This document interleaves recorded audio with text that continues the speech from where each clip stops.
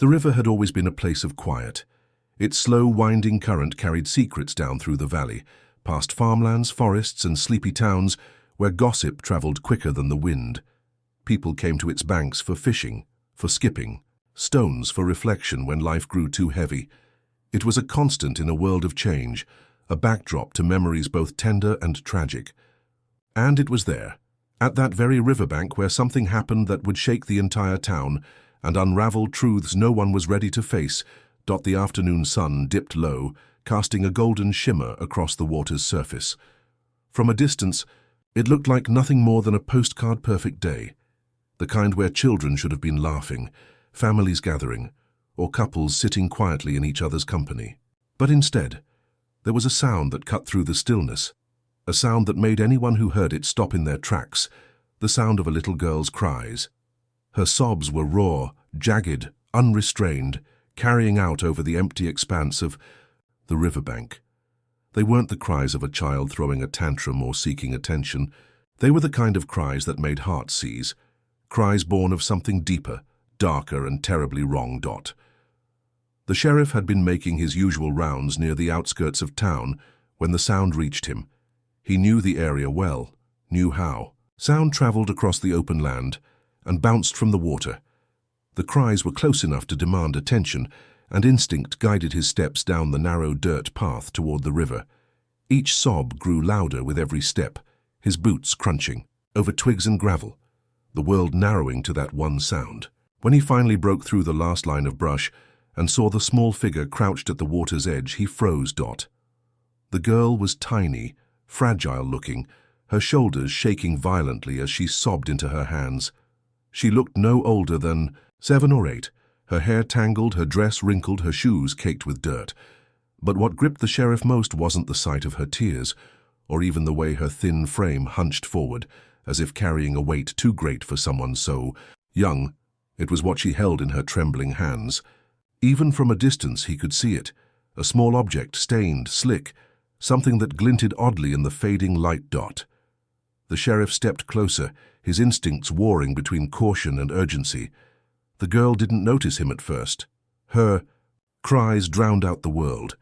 When she finally lifted her head, her eyes swollen and red, the object in her hands caught the sunlight fully, revealing itself for what it was.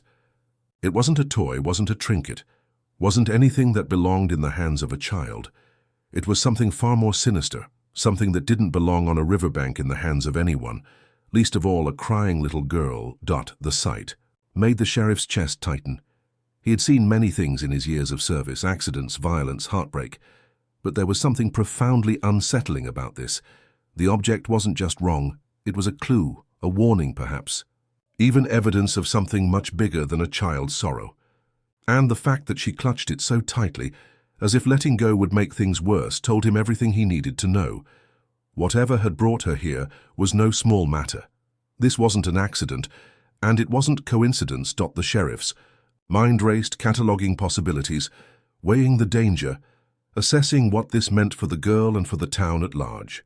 The river had always carried secrets, but none as heavy as the one cradled in that child's hands, and the look in her eyes, wide, terrified, pleading, spoke volumes. She hadn't stumbled across something by chance.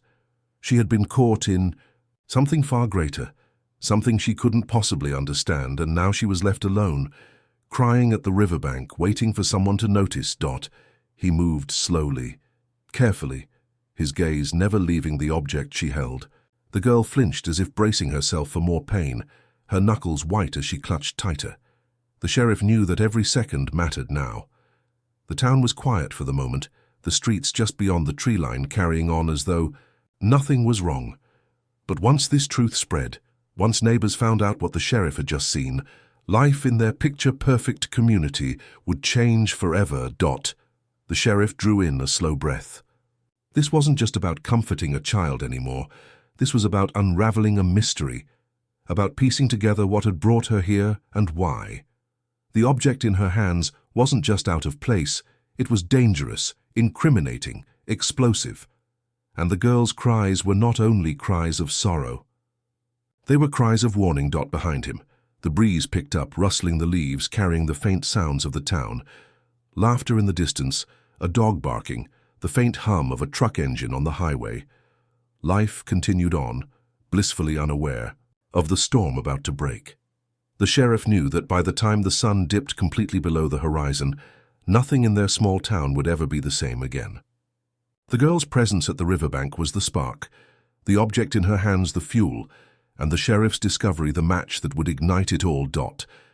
And as the little girl finally raised her tear-streaked face, clutching her secret tighter, the sheriff understood the weight of what he was about to uncover. This wasn't just the sorrow of a child. This was the beginning of a truth that had been buried for far too long, waiting for the river to deliver it into the light. The sheriff steadied himself. The next moments would determine everything: the safety of the girl, the future of the town, and the unraveling of the mystery that had brought them all to this quiet riverbank. The air at the riverbank grew heavier, charged with the weight of what the sheriff now understood. The little girl clutched the object with such intensity that it was clear she had no intention of letting it go, as though her very survival depended on it.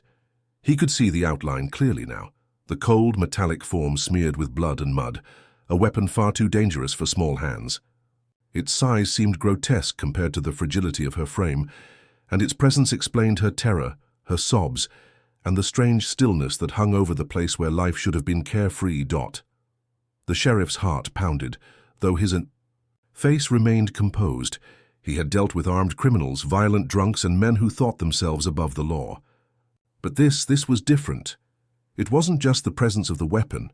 It was the fact that a little girl held it, and that she had been the one left behind with it. She was no bystander in a harmless accident. No, this child was in the eye of something far darker, something that reached into the underbelly of their seemingly quiet town. He crouched carefully, making himself small, trying to bridge the distance without startling her further. The girl's knuckles remained locked around the handle, her tiny fingers trembling. Her eyes darted between the weapon and the sheriff, filled with a fear that wasn't just of him. No, it was the fear of something, or someone else, something. That had driven her to tears at the riverbank. The sheriff's mind turned sharply. Why was she here? Why this weapon? Why alone? The pieces didn't yet connect, but the outlines of a sinister puzzle were already forming. The weapon wasn't just discarded. It was freshly marked, slick with evidence that told of something recent, violent, and near. Somewhere nearby, something terrible had unfolded, and this girl had seen or experienced enough of it to know she couldn't simply walk away. Behind him, faint voices stirred in the distance. Neighbors calling out across fields, children laughing, faintly from yards, the oblivious sounds of life carrying on. But here, beside the river, the sheriff knew he was standing at the threshold of revelation. If this came to light, if the truth were uncovered, it would rip open secrets that had been buried beneath the town's polished surface for years. Finally, the girl loosened her grip ever so slightly, just enough for the sheriff to glimpse details. He wished he hadn't. Scratches along the weapon's side, smears of blood drying dark in the grooves, fingerprints overlapping in chaotic patterns. This wasn't just possession, it was evidence. Evidence that tied her directly to something she should never have been a part of. The sheriff's pulse quickened. He had to move carefully now. This wasn't about arrest or confrontation. This was about protection. Protecting the child, protecting the integrity of the evidence, and protecting the town from the storm that was sure to come once this object was revealed. But there was something more. Something in the way the girl's shoulders shook, the way she kept glancing not just at the sheriff but over her shoulder, toward the woods that stretched endlessly beyond the riverbank. She wasn't only afraid of what she held. She was afraid of what or who was still out there. He scanned the tree line, the shadows deepening as the sun dipped lower. The woods were silent, but silence could be deceiving. He had lived long enough to know that the most dangerous moments often came with no warning at all. Whoever had left the girl here, whoever had forced her into this position, could still be nearby, watching, waiting, deciding whether to reveal themselves or disappear into the night. The sheriff weighed his next step. To act too suddenly might push the girl into panic, might cause her to tighten her grip again or flee into the woods with the weapon. To delay too long risked danger from unseen threats. Time itself felt heavy. each second passing like a judgment dot, and then the girl whispered something he couldn't quite hear, her lips trembling, her words too soft to carry fully. But the sheriff saw the shape of them, and the meaning hit him like a blow. It was a name tied to the darkest rumors in town, a name that had appeared in reports of theft, violence, and intimidation, a name that had haunted the sheriff's files for years, but had never been pinned down with hard evidence. Until now, the sheriff exhaled slowly, steadying himself. Everything changed with that name. The weapon wasn't random. The girl wasn't lost. This was deliberate. She had been caught up in something orchestrated by the very man he had spent his career trying to corner. And now, holding the weapon, at the riverbank, she might have carried the very proof needed to finally bring that man down. But proof came at a cost. The sheriff's eyes drifted again to the girl's tear-streaked face, to her trembling hands. She had seen too much already, endured too much. Whatever had driven her to this point had left scars that would linger long after the physical danger was over. She needed safety, but safety would be hard to promise once the town learned what she held, once whispers spread, once neighbors connected the dots. Because this wasn't just about crime. This was about power, reputation, and fear. Things that had shaped the undercurrents of their town for as long as anyone could remember. The sheriff's decision was clear. He would take the weapon, he would shield the girl, and he would prepare for the storm to come. But as he reached out, slow and deliberate, the girl's eyes widened in sudden terror, her gaze snapping back to the woods. She wasn't looking at him anymore. She was looking past him, and in that instant the sheriff knew they were no longer alone. The sheriff turned his head toward the tree line, every instinct in his body sharpened to a fine edge.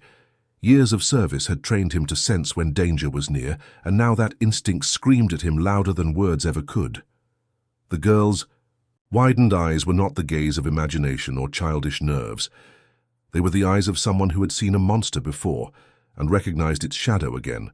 The sheriff straightened slowly, shifting his weight just enough to prepare for whatever might emerge, his mind racing between the need to protect the girl and the necessity of securing what she held. The woods stood unnaturally quiet, the kind of silence that came not from peace, but from suppression.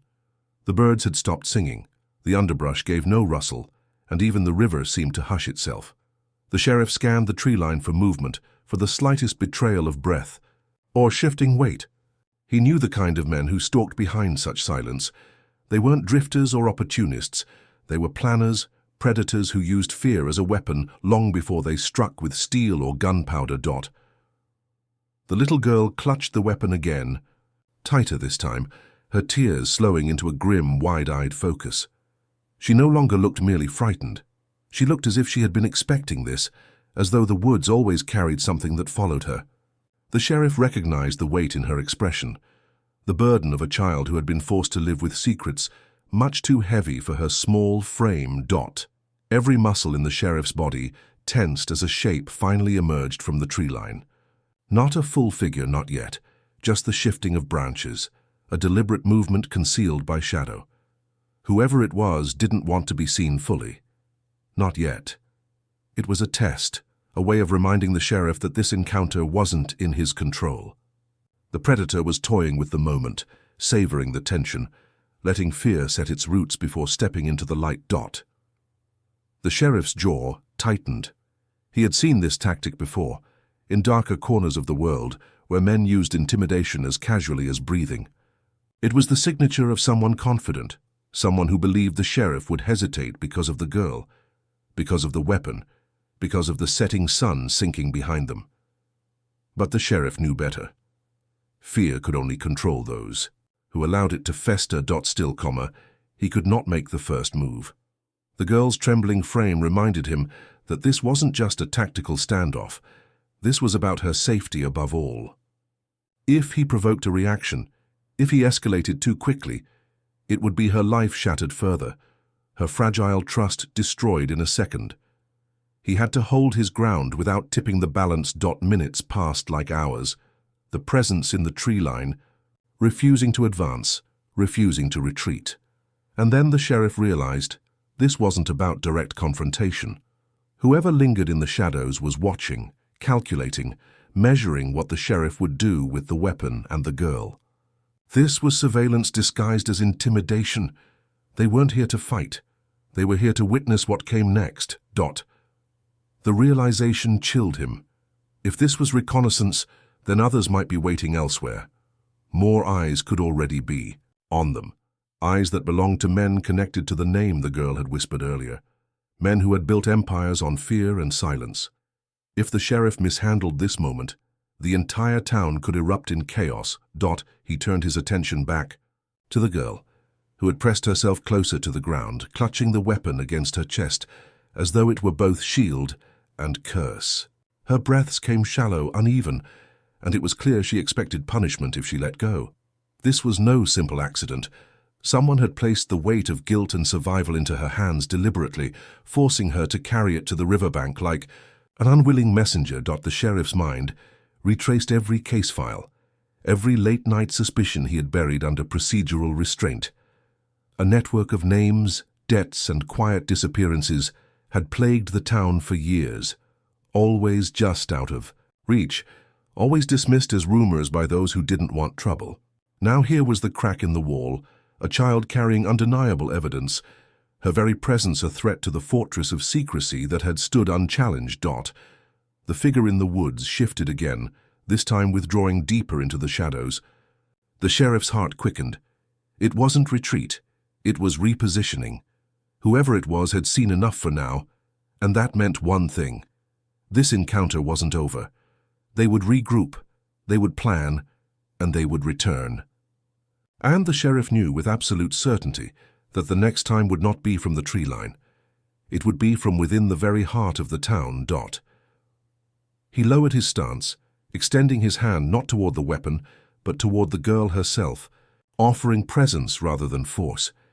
She blinked at him, uncertain, then loosened her grip just slightly, as though some part of her recognized that he wasn't here to take from her, but to shield her. The sheriff understood then that the weapon wasn't just evidence, it was the last thread of her trust, the last thing she believed could keep her from being swallowed whole by the darkness.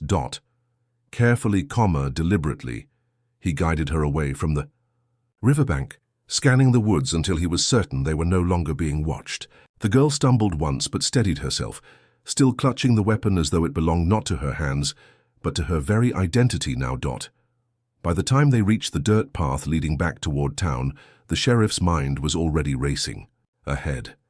He couldn't simply file this as evidence, couldn't march the girl into an interrogation room, couldn't expose her to the machinery of justice that was ill-prepared to handle the cruelty of this reality. No, he needed to protect her quietly, strategically, and prepare for the storm of resistance that would surely come from those who had left her at the riverbank in the first place. The girl walked beside him silently. Her tears dried into a mask of exhaustion. She looked smaller than ever, yet heavier in presence, carrying the weight of secrets that belonged to people far more powerful than her. The sheriff knew the path ahead was lined with danger, but he also knew that this moment, the discovery, at the riverbank, was only the beginning. As they reached the edge of town, the sheriff saw something that confirmed his fears. A black car idling at the corner, its tinted windows turned toward them. The predator hadn't retreated to the woods. The predator had already come to town. The black car did not move when the sheriff spotted it, and that made the sight more sinister. An idling engine meant patience, meant control, meant the driver inside had all the time in the world to observe. The tinted windows concealed any expression, but the sheriff did not need to see faces to know what lurked inside. That kind of car did not belong in the quiet corners of his town, unless it was carrying trouble dressed in expensive suits and carrying hidden agendas. He slowed his pace but did not stop, instinctively placing his frame between the girl and the vehicle. The child clutched the weapon to her chest, but now her eyes darted nervously toward the car as if she recognized it, as if it represented something far worse than the shadows in the woods. Her legs trembled, her breath hitched, and, in that moment, the sheriff realized this was no coincidence. That car had not simply arrived, it had been waiting for them. The sheriff guided her down a side street, his boots crunching against gravel, his ears straining for the low growl of an engine. For several tense moments, the sound did not follow. The car remained still, watching, making its presence known but not yet engaging. It was a warning, a signal that they were no longer just participants in this story, but targets marked for observation, and, when the time was right, elimination. As they moved deeper into the town, the sheriff's mind swirled with calculations. The girl could not be taken to the station, not when records could be accessed and information leaked. The department was too small, too fractured, and he had long suspected that the network of silence stretching across the county had seeped into his own ranks. Bringing her there would be like leading her into the den of wolves. Instead, he chose a safer path, an abandoned farmhouse at the edge of town, long forgotten by residents but still sturdy enough to hold secrets. It was a place where he had once hidden evidence from a case that had threatened to implode under corruption, a place no one looked twice at. The girl followed him wordlessly, her small frame nearly buckling under the weight of the weapon she carried, her eyes shifting at every creak of a branch or distant bark of a dog. When they reached the farmhouse, the sheriff guided her inside. The air thick with dust and the smell of old wood. Sunlight pierced through cracks in the walls, slicing the room into jagged lines of light and shadow. He let her sit in the corner, her back against the wall, and for the first time since the riverbank she exhaled a breath that was not choked with tears. Still, she did not release the weapon. It seemed fused to her, as though it had become an extension of her will to survive. The sheriff stood by the window, watching the dirt road that led back toward town. He knew the car would circle eventually.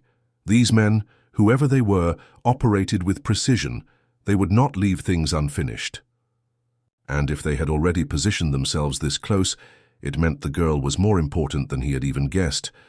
What she carried was not just evidence, it was leverage.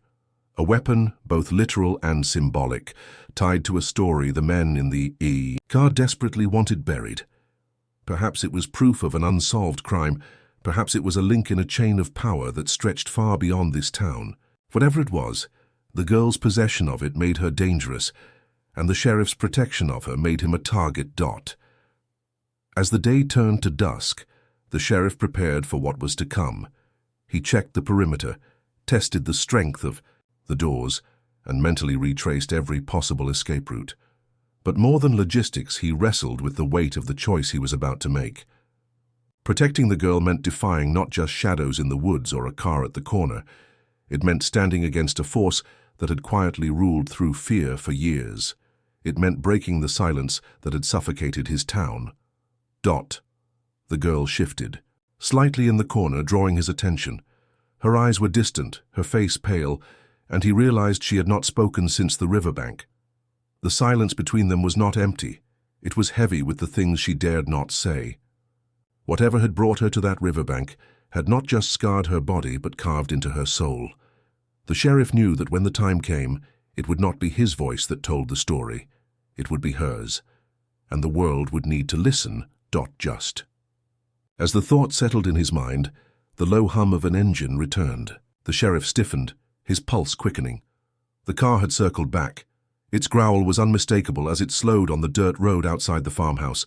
Headlights cut through the cracks in the wooden walls, sweeping across the room in blinding arcs of white.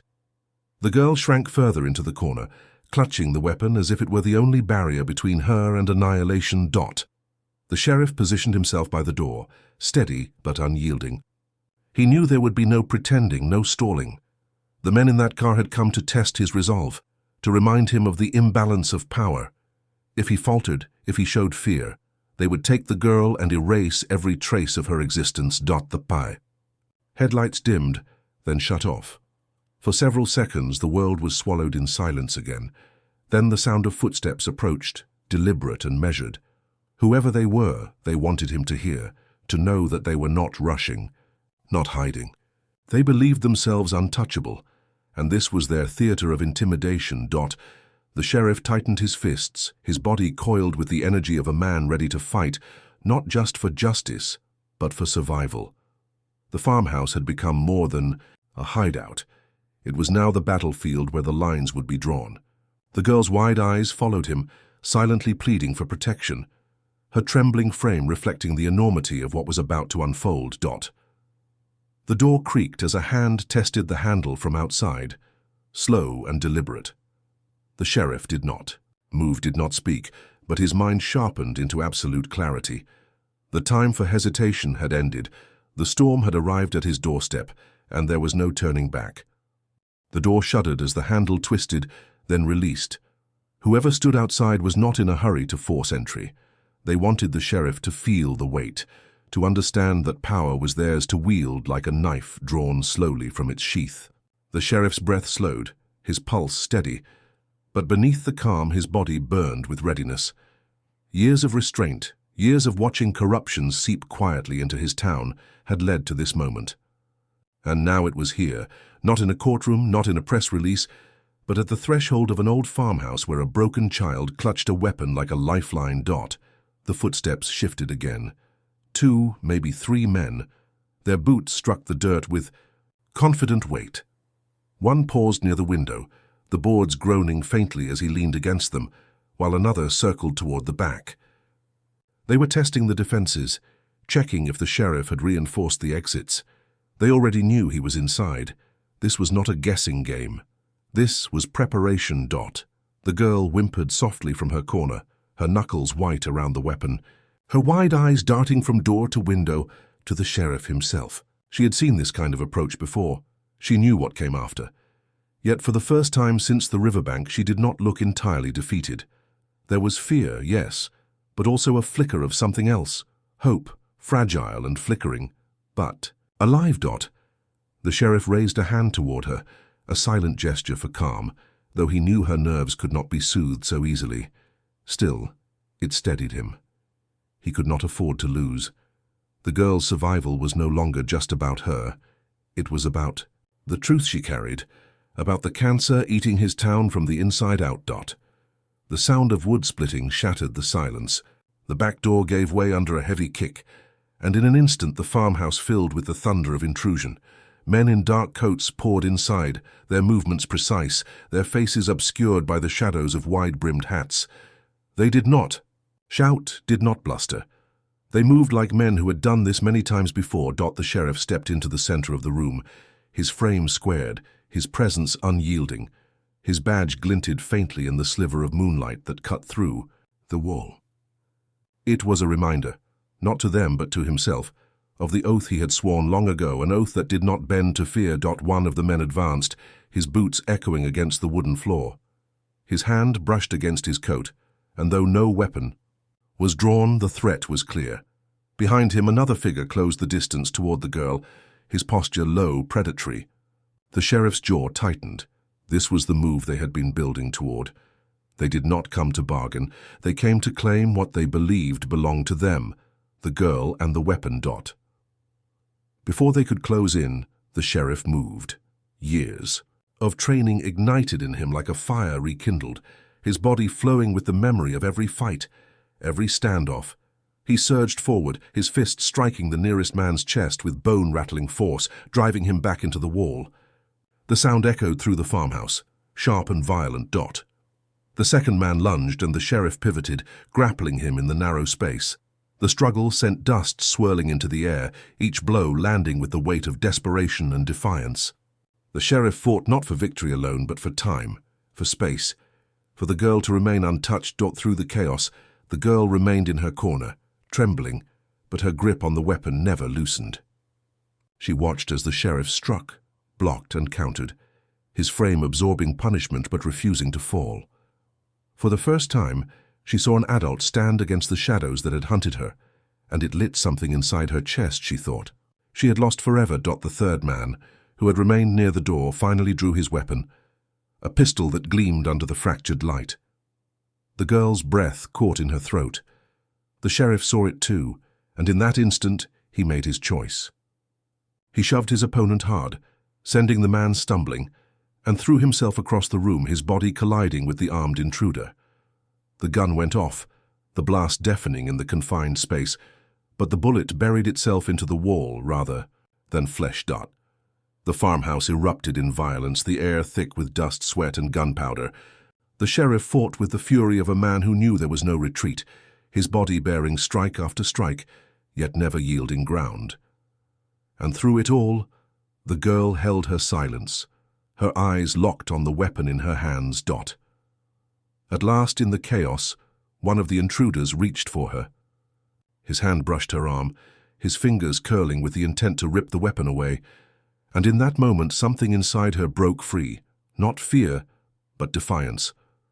With a cry raw from the depths of her being, she swung the weapon with all the strength her small body could muster. It struck the intruder's temple with a sickening crack, sending him collapsing to the floor in a heap. The room froze for a heartbeat. Even the sheriff paused, his chest heaving as his eyes flicked toward the girl.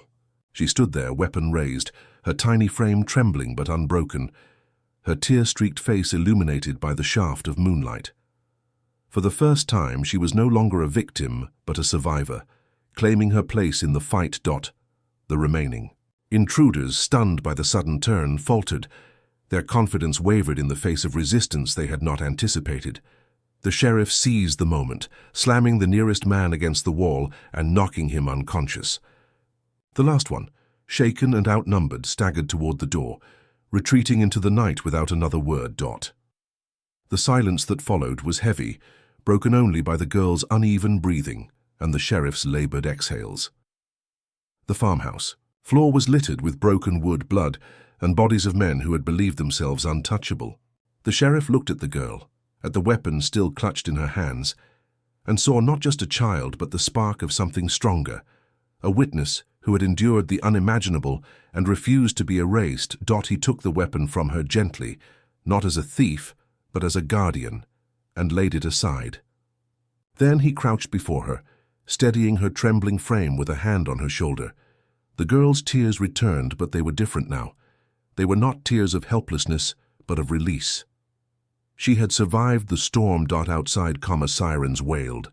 In the distance, reinforcements were finally arriving, drawn by the gunfire and chaos, but the sheriff knew they would not be the end of this. The men who had come tonight were only the beginning. The network that had left a little girl crying at the riverbank still loomed over the town like a shadow stretching endlessly. Yet as he led her out into the night air, her small hand gripping his, he also knew that something had shifted irreversibly. The silence had been broken. The truth had a witness.